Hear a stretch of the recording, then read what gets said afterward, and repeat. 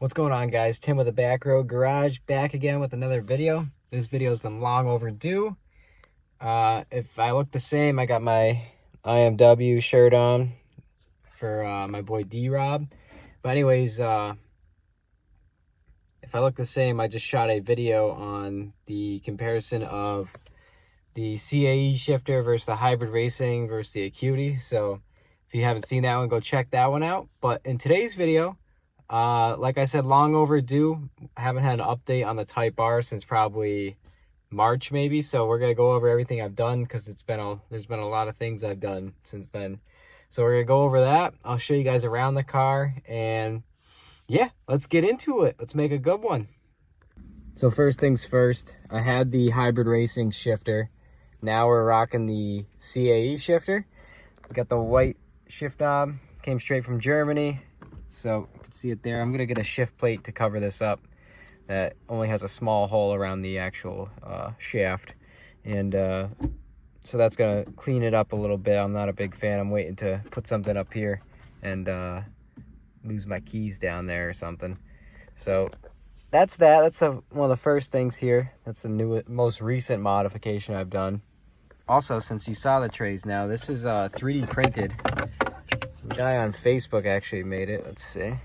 So I actually have not a Ridge wallet, but something similar, like a pop-up wallet. Got Remy's fur right there. And I had him specifically make this pocket for my wallet's exact size so it doesn't slide around. And this one you can see is kind of angled for like sunglasses. And then I sometimes put my keys over there, but I kind of stopped doing that since I have this open now. Also, the phone mount, I'll link that down below. I'll put this guy's information down here. I can't remember off the top of my head. But I'll put his information down below.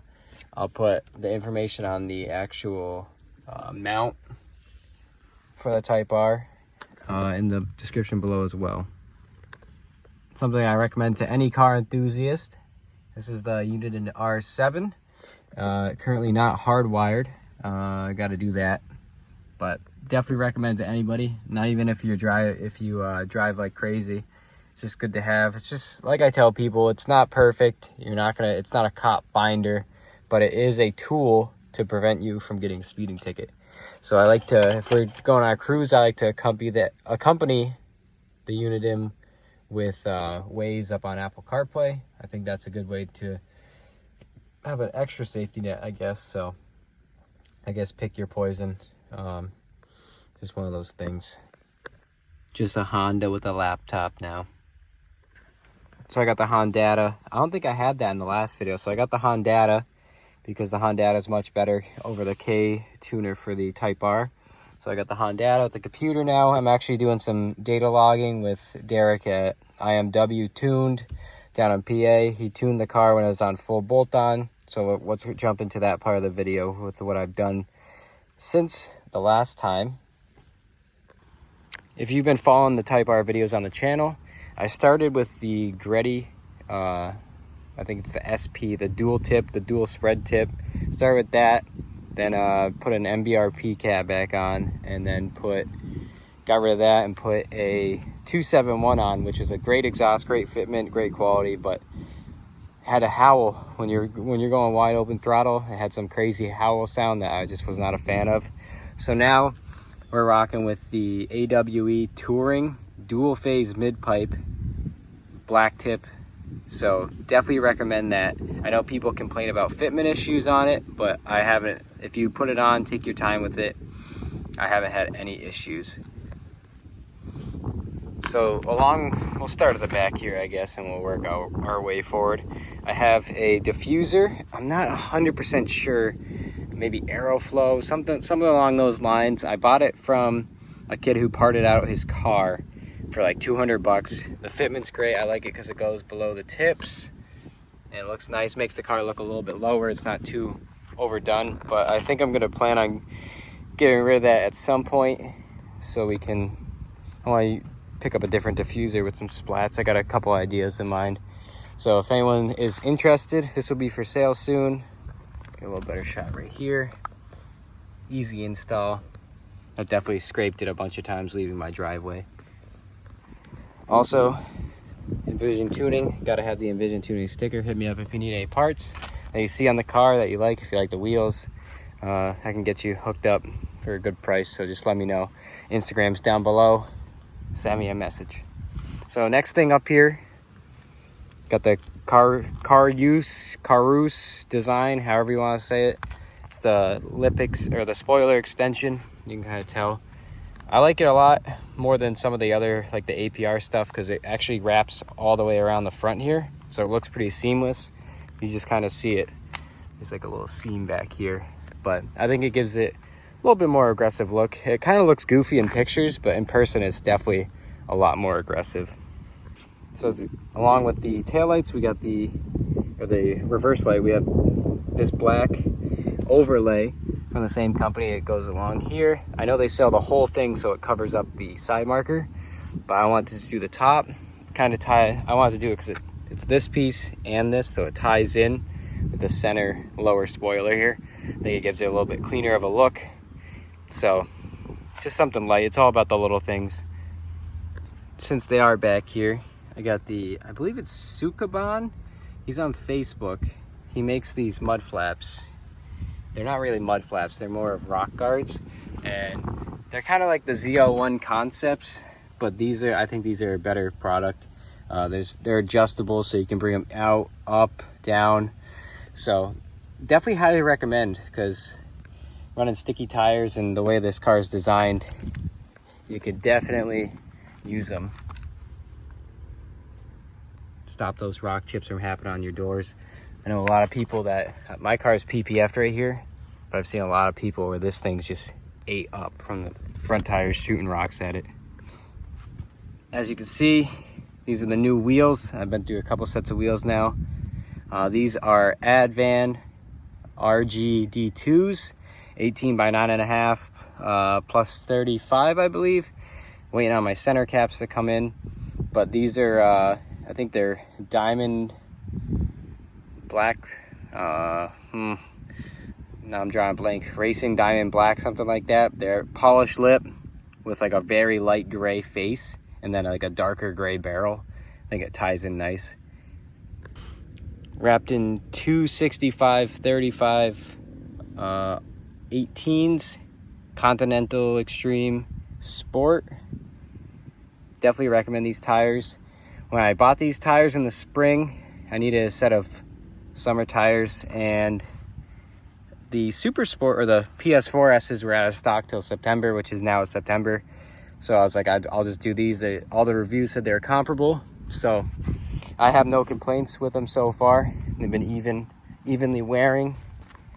Take a look at the Brembos. Definitely a sticky tire. Definitely like these wheels too. I believe they're flow formed. I think they're 19 pounds ish, somewhere in that ballpark. So get a nice shot of the car. Let me know what you guys think of this wheel setup. I'm a big fan.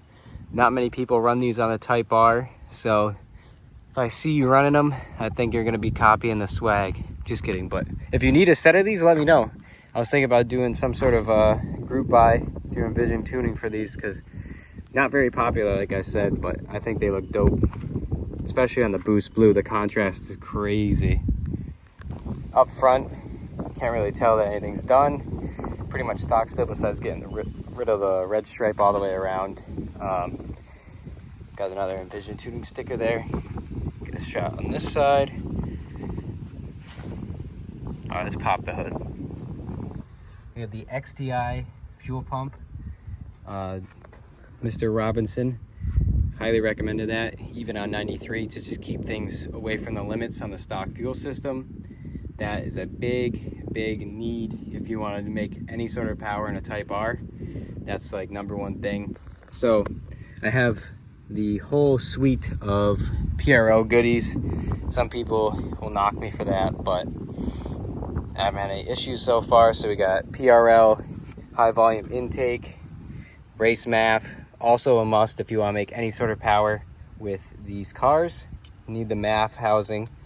We got the titanium inlet, and most recently the P600 turbo, which I know there's been a bunch of issues. People have issues. They had the first generation of it was terrible with smoking issues, but I'm hoping that they fixed all those issues with the V2, which is what I have.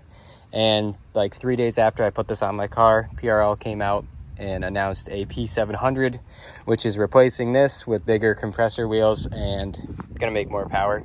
So it is what it is. We're gonna run this for a while. Right now we're just gonna do a 93 tune, and at some point, like I said, we'll probably do the flex fuel kit and the injectors to turn up the boost and turn up the power, because that's always good. But on top of here, we got the PTP turbo blanket and the downpipe elbow blanket.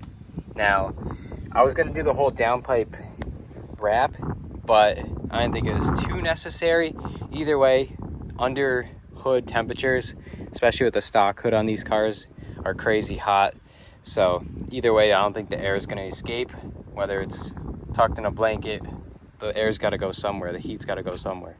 So I'm not full-time tracking the car, so I thought this would be sufficient to at least keep the heat from directly radiating up into the inlet pipe. That was kind of my thought on that one. What that is covering is the PRL 5-inch GESI catted downpipe, which goes to that AWE that you saw. That's a tough piece to get a hold of nowadays. I got one of the last ones before they went out of stock for a while. I believe only one company has a bunch of them in stock now. So that's kind of the basic. Oh, and also I have the PRL intercooler. No stencil, no nothing, just keep the basic look. So like I said, it's got the whole suite of PRL items, and kind of just setting myself up. Right now, like I said, I'm on the 3rd revision from Derek, doing e-tuning. So once the tune is done, I'll make another little update video on that, but not bad. I just want to go over what the car made before I did the P600. So earlier this year, I actually went out to Derek. I'm from Mass. We went out for a boys trip, did a little 6-hour drive to Pennsylvania, and put the car on the dyno. It was just full bolt on, so it was literally this whole exact setup with the fuel pump, no flex fuel, no nothing. It was the exact same setup, no P600, and the car made 374 wheel horsepower on 93, and I believe 398 foot-pounds of torque. Car felt awesome. It was one of those things where I enjoyed it for the season, really, and opportunity knocked to grab a P600, so I grabbed one. I mean, you can't really, I think even where it's going to be at, probably be in the ballpark of 420 to 430 on 93. I think that's going to be a perfect number for what I want. And if I ever want to turn it up, I could do the flex fuel and gain another 50, 60 wheel horsepower on the stock motor. So we're going to probably keep it at the 93 for a while, enjoy it. But if you guys got any questions about the setup, or if you need parts, just let me know. I'll be glad to talk about it. I'm always on Instagram, always on Facebook. So just shoot me a message and we could talk about some things. A couple other future plans that I'll talk to you guys about today, just because I'm trying to make a complete update video on the car. Oh, also, almost forgot. It's lowered on Swift R springs, 1 inch all the way around. I think these are the best springs for the car. They stiffen it up a little bit. The spring rates are a little bit higher than most lowering springs for these cars, and I think the 1 inch is the perfect amount of drop. So definitely recommend the Swift R's. I know a lot of people run the Spoon. I mean, it's up to you if you want the Spoon Heritage and the Spoon Racing, whatever you want, but definitely can't go wrong with the Swifts. Good fitment all the way around. So, highly recommend. The last thing on the list that I almost forgot, you might be able to see it. No, probably not. Well, I got the Hasport 62A rear motor mount. Bought it used, got it for a good deal. That helps with the wheel hop and kind of the way the car feels when you shift hard. So that rolls into the I'd recommend that if you want something dailyable. It's not going to shoot your teeth or rattle your teeth out. Would recommend that for sure. As for future things, we'll roll right into that. Plan on doing the passenger side and the driver's side Hasport 62A mounts as well.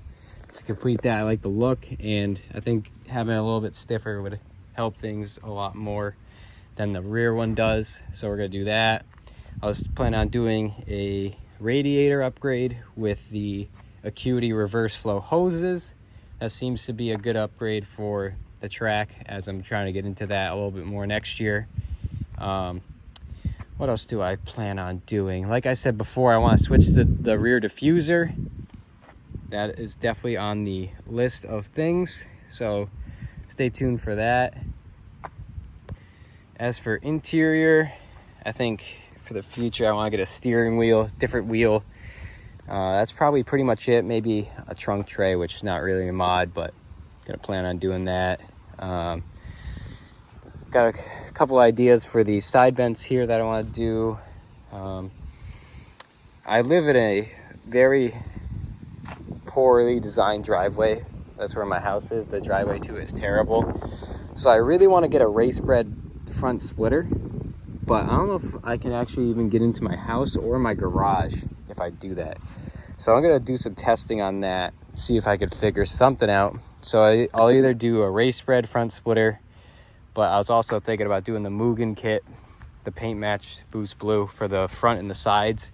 If you like that rear Mugen kit, I don't know about you, man. Just kidding, but yeah, I'm not a fan. Everyone's got their opinions, but I will not be doing the rear Mugen kit.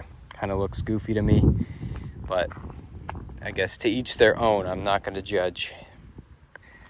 I think really the last item on the list that I would like to do in the future is maybe a APR wing. Now, some people aren't a big fan of the big wang gang, but I think once you get to the car to a certain point, power wise, you could kind of rock a wing. Not that that really matters, but if it's stock, if the car looks stock with a wing, it looks kind of goofy. But I think maybe at some point I'll add that. I'm not sure. That's pretty expensive, but we'll see where life takes us down the road. Second thing is, if you guys want me to make a video on a full price breakdown of these mods and how much it will cost to get your car, or maybe a car that you're looking at, to this point, I can definitely do that. These cars are definitely on the more expensive side to modify, especially if you're buying things brand new. Secondhand's a little different, but they're definitely more expensive than a Subaru. Unless you blow a Subaru up, then it's a little different. But I would say it's more expensive than a Subaru, Mazda Speed, Veloster, anything kind of in the same class, even Mustangs. I mean, I would say it's more expensive than most cars, which I guess you got to pay to play is always my phrase. So got to pay to play, boy. Get a quick shot with the hood down. I think it looks good. Nice and simple, nice and clean, not overdone, not ricey, in my opinion. But like I said, if you want to see anything, if you have a video suggestion, shoot me a message, leave a comment. We got a couple of good videos coming up. Carlos's 350Z swap with the LS is almost done, so we're gonna be making another video on that. I just put out the shifter video, so we're gonna try rolling them out before the New England winter hits, and that's pretty much it. But if you want to stick around and see some more videos, make sure you subscribe. We're gonna be bringing more Type R content, especially with the tune wrapping up. But thanks for watching, and we'll catch you in the next one.